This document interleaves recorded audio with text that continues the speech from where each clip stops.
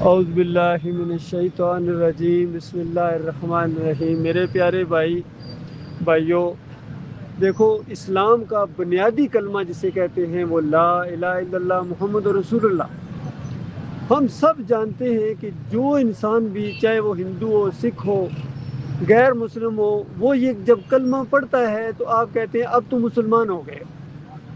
اگر یہ کلمہ پڑھنے کے بعد، آپ کے خیال سے مسلمان ہونے کے بعد، اگر وہ پھر سلیب کی پوجا کرے یا عیسیٰ علیہ السلام کو اللہ کا بیٹا مانے، یا ہندو ہے وہ پھر اپنے مندر کی طرف جانے کی کوشش کرے، تو آپ کہیں گے کہ آپ تو مسلمان ہو گئے ہیں، آپ کیوں دوبارہ پوجا کے لیے جا رہے ہیں، مورتی پوجا کیوں جا رہے ہیں؟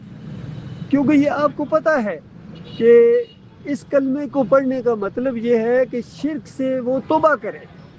اگر شرک سے وہ توبہ نہیں کرتا ہے، پھر وہی حرکتیں کرتا ہے، تو یہ کلمہ اس کو فائدہ نہیں دے گا۔ اور یہی حدیث ہے، نبی علیہ السلام نے فرمایا کوئی اہل کتاب یعنی یہودی نصارہ جنت نہیں جا سکتا ہے کلمہ پڑھنے کے باوجود، جب تک وہ ساتھ یہ نہ کہے کہ عیسیٰ علیہ السلام اللہ کے بیٹے نہیں ہیں، بلکہ وہ اللہ کا کلمہ ہے، یعنی اللہ کا حکم ہے، اور اللہ کے بندے ہیں۔ جب یہ کہے گا تو پھر یہ کلمہ اس کو فائدہ دے گا۔ تو نتیجہ کیا نکلا؟ شرک چھوڑنا ضروری ہے۔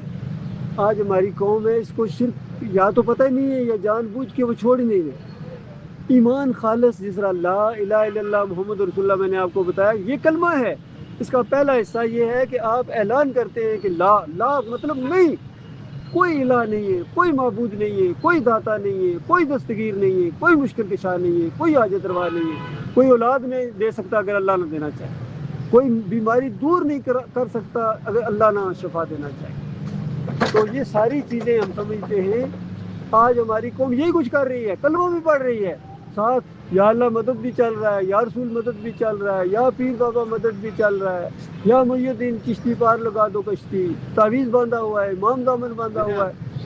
یہ ساری چیزیں جتنی ہیں، عرس، میلے، چڑھاوے، نظر و نیاز، 11ویں 12ویں، یہ شرک کے زمرے میں آتی ہیں، اور یہ کلمے کا انکار ہو جاتا ہے، یاد رکھیے، چاہے انسان مانے یا نہ مانے۔ اور پھر دوسری بات، محمد رسول اللہ، محمد صلی اللہ علیہ وآلہ وسلم کو جب رسول مان لیا تو ان کی پھر پیروی کرنی ہے، ان کی بندگی نہیں کرنی ہے، ان کی پوجا پاٹ نہیں کرنا ہے، ان کو اللہ کے ساتھ شریک نہیں ٹھہرانا ہے۔ جس طرح مسجدوں میں لکھتے ہیں ایک طرف یا اللہ مدد، مل کر مقابلے میں لکھتے ہیں یا رسول اللہ مدد، تو عام دیکھنے والا یہی سمجھے گا یہ کوئی دو بڑے ہیں، وہ کبھی نہیں سمجھے گا یہ مسلمان جو ہے یہ دو، یعنی دو کو وہ کہے گا پکارتے ہیں، دو کو پوجتے ہیں۔ ہاں، تو نبی علیہ السلام کی پیروی کرنی ہے، ان کی اطاعت کرنی ہے، ان کی راستے پر چلنا ہے، ان کی باتوں کو ماننا ہے۔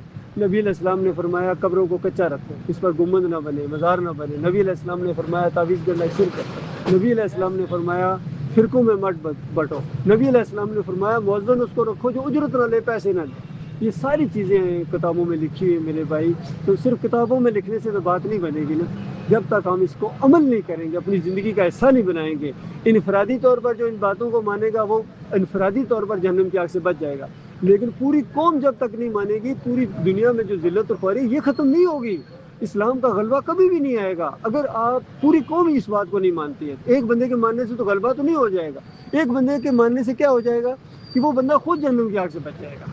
پوری قوم جدھر جاتی جہاں مرضی جائے، اللہ جو مرضی ان کے ساتھ کرے، کم از کم میری سب سے بڑی ضرورت تو یہ ہے کہ میں جہنم کی آگ سے بچوں نا، میرے بیوی بچے جہنم کی آگ سے بچے۔ اگر پوری دنیا میں پاکستان کا راج ہو جاتا ہے، سب اچھا ہو جاتا ہے، لیکن میں ہی اگر جہنم کی آگ سے نہیں بچتا، فائدہ کیا مجھے بتائیے؟ یہ مختصر سی بات ہے، آپ نے غور سے سنا ہے، میں آپ کا شکر گزار بھی ہوں، اور میں دعا گو بھی ہوں کہ اللہ تعالی ہم سب کو وہ ایمان عقیدہ سمجھنے کی اور پھر ماننے کی اور پھر اس کے اوپر جم جانے کی توفیق عطا فرمائے، جو ہمارے آخری نبی صلی اللہ علیہ وآلہ وسلم نے ہمیں بتایا تھا۔ تمام انبیاء کا یہی راستہ ہے، فلاح کا راستہ ہے، نجات کا راستہ ہے۔ بات مانیں گے اپنا بھلا کریں گے، نہیں مانیں گے تو اللہ تعالیٰ کسی کا محتاج نہیں ہے۔ شکریہ۔